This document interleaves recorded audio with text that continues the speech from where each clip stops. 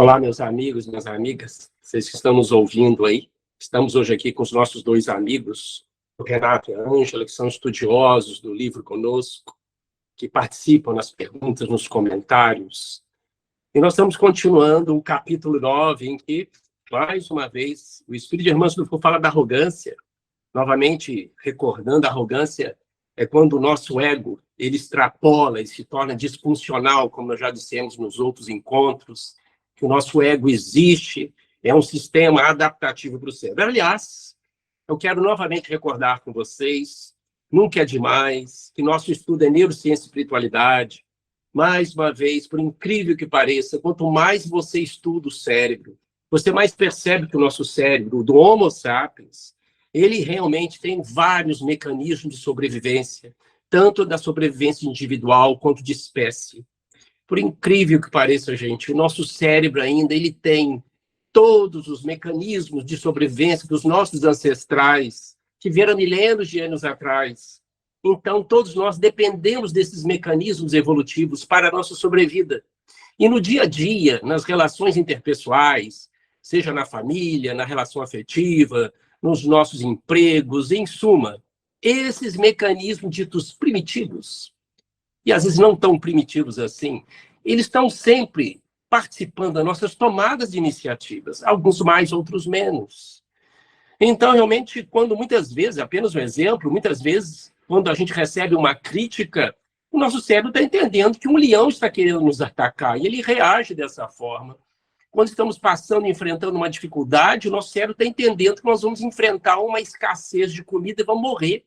Então, é mais ou menos por aí. O nosso cérebro tem os mesmos mecanismos que os nossos ancestrais de 100 mil, 200 mil anos atrás tinham, os primeiros hominídeos, os primeiros homo sapiens. E, claro, o processo é evolutivo, e sempre será assim. Então, todos nós ainda, encarnados e desencarnados, carregamos esses mecanismos. E quando encarnamos, eles são mais evidentes, eles são mais visíveis. Porque precisamos sobreviver, e o cérebro, gente, ele faz de tudo para manter a gente vivo, até o último minuto. Ele está preocupado com sobrevivência, está preocupado com abrigo, está preocupado com reprodução, sim. Só que nós não somos apenas animais.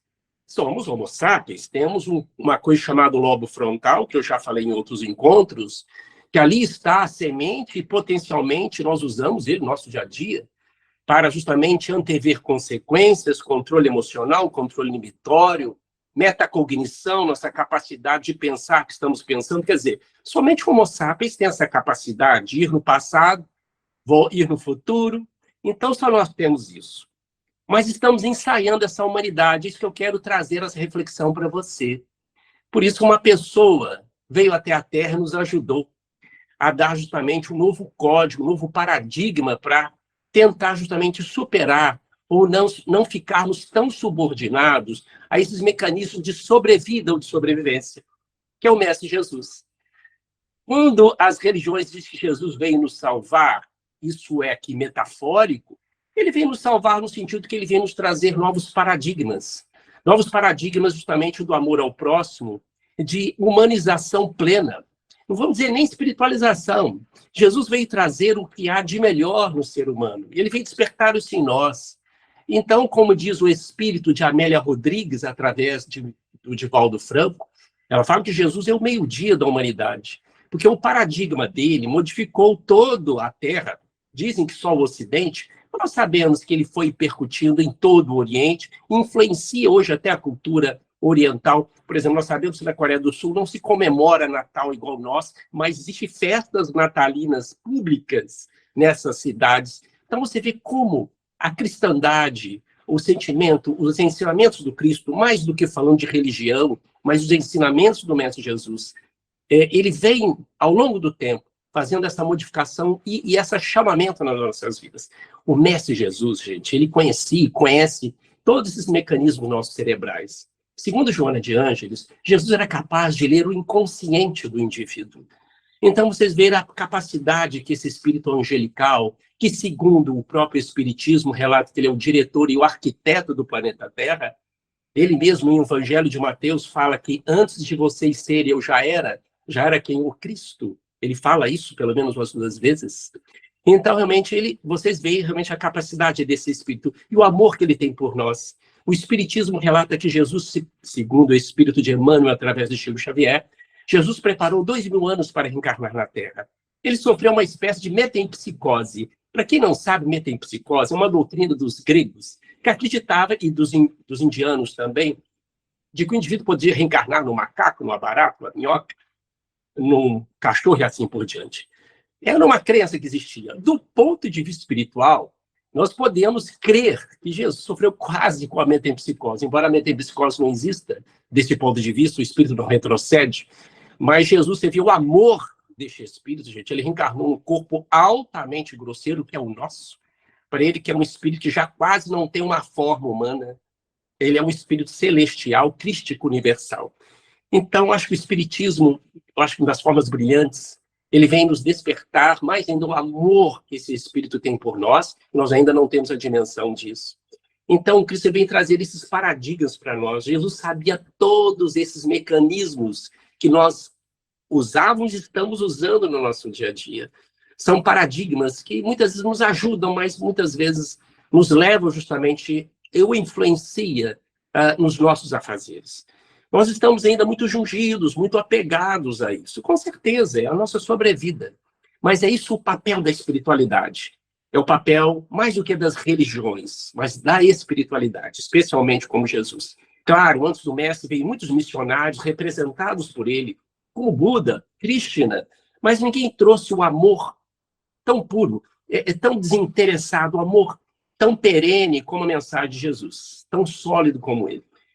E a gente está querendo cada vez mais, e a gente redescobre cada vez mais, e assim será, e que assim seja, o papel do Mestre Jesus. Não é à toa que ele falou muitas vezes por parábolas, que ele sabia que era um código para o homem do futuro.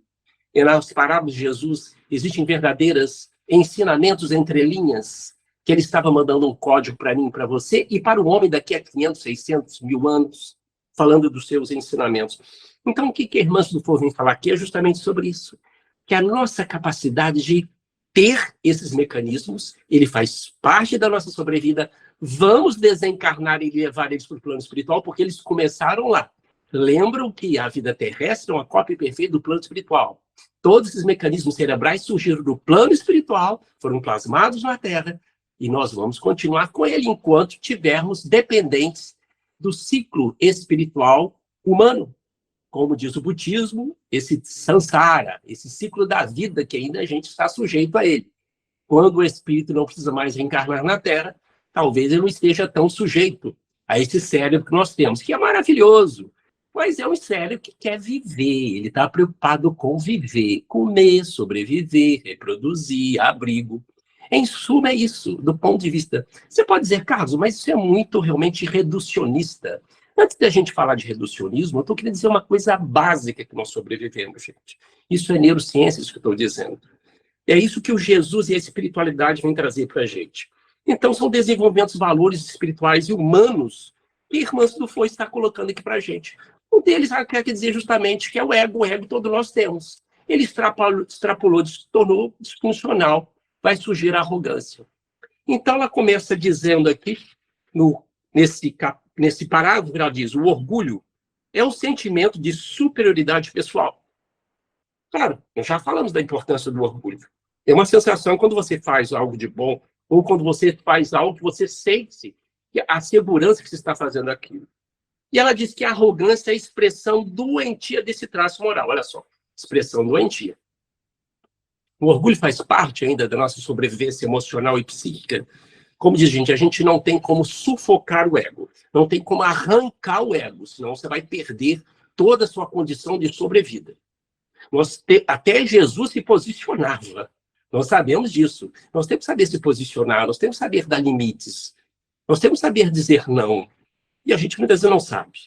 Então, realmente, essa é a questão, que o ego faz isso. Mas existe mecanismo de defesa que tenta esconder nossas, como eu já disse, nossas vulnerabilidades, nossas inseguranças, e a gente parte de ter um comportamento arrogante, que é uma forma de esconder aquilo das nossas fragilidades. Arrogância é quando a gente tenta ser aquilo que a gente não é, e de forma pior possível, querendo impor a nossa forma de ser e agir. e faz uma comparação descendente, olhando as pessoas sempre de cima para baixo. Nós vamos falar daqui a pouco sobre comparação. Veja só, ela continua aqui. Iluminados pela doutrina espírita, não desejamos mais o mal de outrem. Enobrecidos pelas boas intenções, já nos qualificamos para operar algo de útil em favor do bem alheio. Contudo, os reflexos mentais, olha só, reflexos mentais do orgulho ainda não nos permitem vencer o sentimento de importância pessoal. Reconhecer pelo coração aqui é reconhecer pelas emoções, viu, gente? O valor alheio na obra do Cristo ainda constitui um enorme desafio educativo para nossas almas. Lembrar que coração aqui está no aspecto muito simbólico. Uma coisa é a gente saber, outra coisa é a gente sentir, tá? É muito importante definir isso, porque as emoções, elas validam as nossas experiências, sejam elas quais forem. Se a emoção tem uma validação positiva, é uma emoção boa, aquilo é bom, obviamente, é uma experiência que a gente vai querer repetir.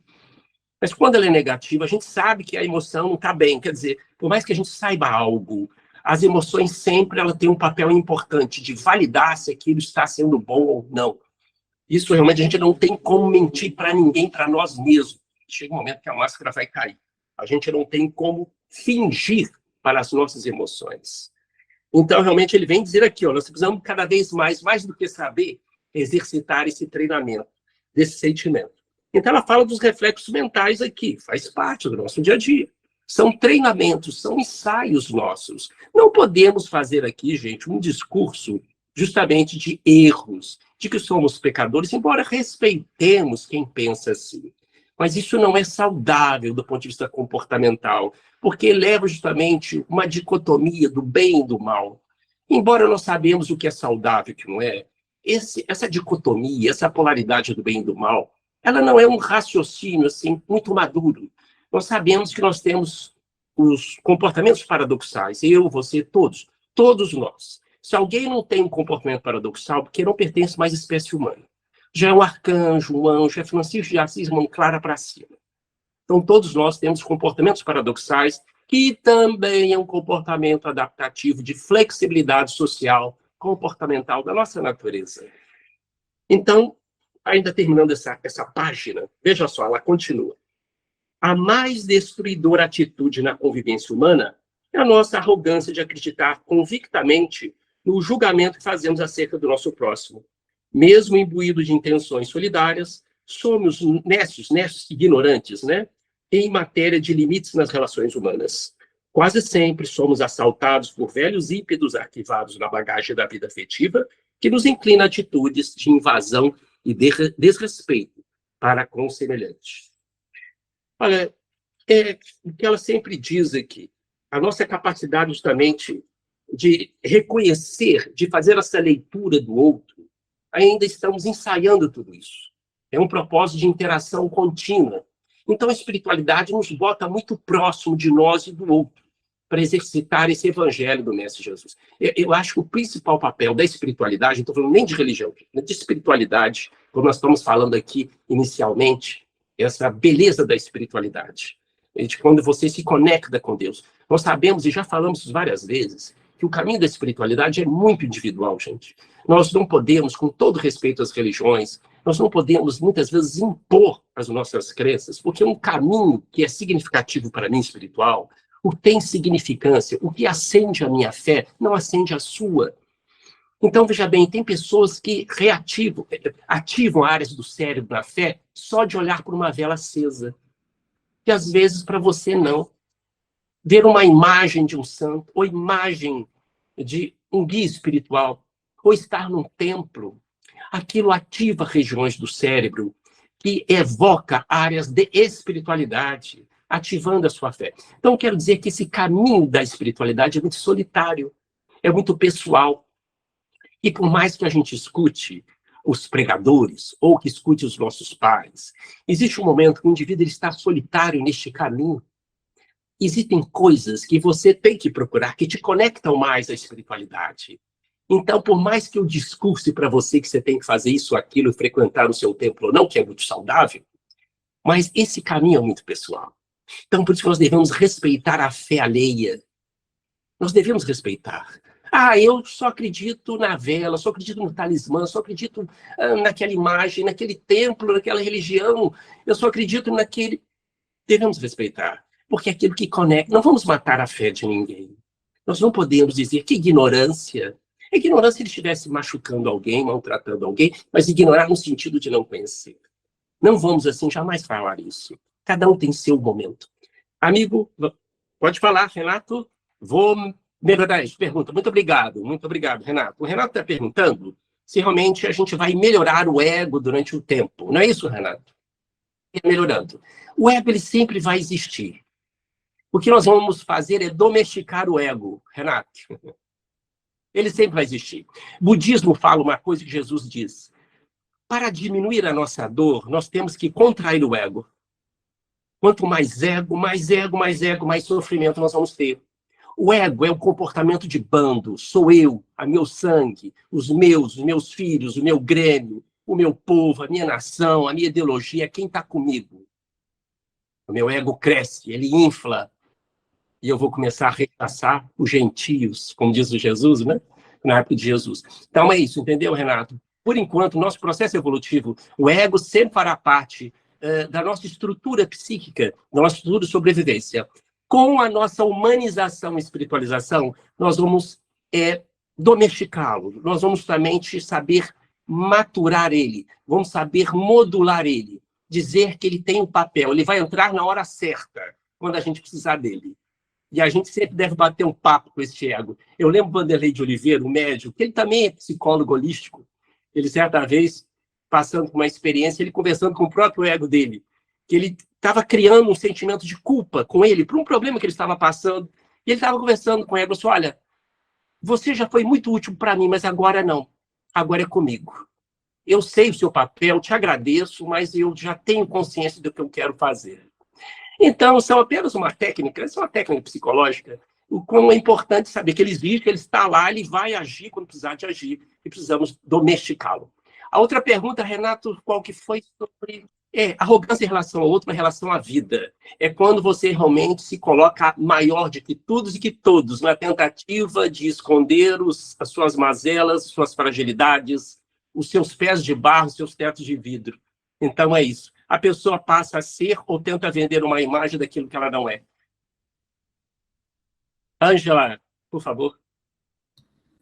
Mas uma coisa importante também é imaginar que todos nós somos arrogantes. Pode ser que não sejamos arrogantes o dia inteiro, 24 horas, mas em algum momento somos. E realmente é para esconder uma fragilidade, é para esconder a virtude que a gente ainda não tem, então é para esconder uma sensibilidade que você ainda não tem, ou então é para esconder uma sensibilidade que você tem e que não quer mostrar.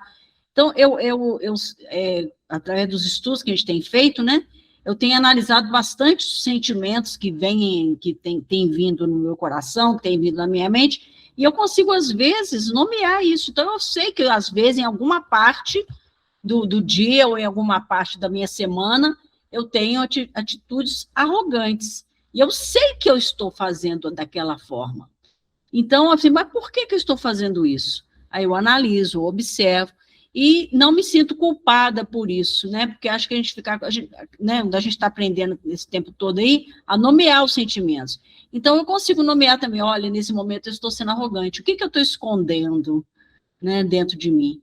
Então, que as pessoas não tenham medo de fazer essa nomeação e não se sentirem culpados, mas buscar, através dessa constatação, uma forma de superar ou melhorar, né? Porque tem gente que está no início ainda. Na verdade, tem gente que ainda nem sabe o que está sentindo, né? E a gente, às vezes, a gente já começa a fazer essa nomeação aí, crescendo com isso, né? Obrigado, Anjo, por sua contribuição. Como eu sempre tenho dito, a irmãs falar isso, nós temos várias vezes esse comportamento, são comportamentos de arrogância. Esses comportamentos, geralmente, eles são justamente adaptativos. É uma forma de compensação de várias outras coisas que nós não damos conta, estão mal resolvidas, não assumimos, e a gente utiliza esses mecanismos de defesa, que é o nosso cérebro. Como eu disse, o cérebro quer sobreviver, ele quer ser importante, ele quer ter pertencimento. Como a gente ainda não se assumiu, como a gente ainda não se auto-ama, como a gente não se valoriza e se sente filho de Deus, como diz as religiões cristãs, muitas vezes utilizamos esses mecanismos de forma muito mais fácil. Renato, ia perguntar alguma coisa? 3 minutinhos para encerrar? Então, vamos encerrar só aqui com o último parágrafo, então, aí eu comento o final.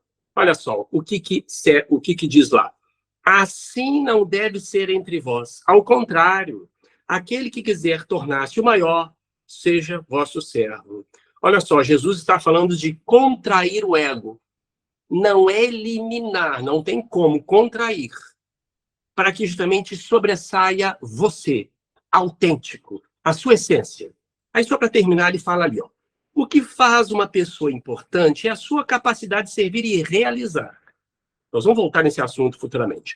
O impulso para ser útil, edificar, superar limites, alcançar novos patamares de conquistas. É o mesmo princípio originário da arrogância. Entretanto, olha só, invertendo a ordem, desenvolvemos a destrutiva acomodação em ser servido.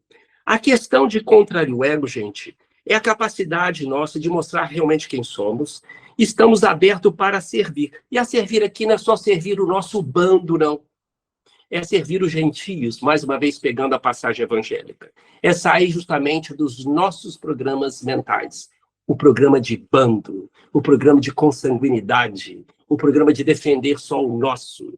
Aí realmente você extrapola o ego, que você passa justamente a olhar todos na essência, que é justamente a irmandade. É o amor do Cristo, aí o amor cristão, que nós estamos desenvolvendo, estamos ensaiando isso. E eu lembro aqui uma frase do budismo muito linda, todos nós queremos ser importantes, tá, gente? Todos nós queremos ter pertencimento, isso é do cérebro. Há uma passagem do budismo muito interessante, que Buda ensina que todos nós devemos ser uma rosa que está desabrochando justamente no jardim. A rosa, ela abre e lança o perfume dela, sem perguntar para quê, para quem ou se alguém vai gostar. Ela apenas faz isso com presença. Todos nós devemos fazer isso nas nossas missões, seja realmente, quais sejam. Seja dona de casa, seja varrer a casa, seja cuidar do filho, seja você empresário, seja que você faça o que você quiser. Seja rosa, faça, sem se preocupar com críticas e com elogios. Apenas elimine esse perfume. Alguma pergunta? Colocações? Então vamos orar, gente? Coloca sua água fluídica aí. Vamos pedir ao Mestre Jesus e aos bons espíritos que fluidifiquem as nossas águas, os nossos alimentos, que eles possam fazer a asepsia, a limpeza da nossa psicosfera, de todo o ambiente da nossa casa, extensiva aos nossos familiares, pelos nossos familiares que estão adoecidos, Senhor, por todos aqueles que convivemos no dia a dia, que possamos, junto com eles, na escola da vida, começar a exercitar os paradigmas teu, Mestre Jesus. Mestre querido, permaneça nesta casa hoje e sempre, permaneça nos nossos afazeres no dia a dia. Muito obrigado por este contato da espiritualidade amiga conosco. Que assim seja, assim será.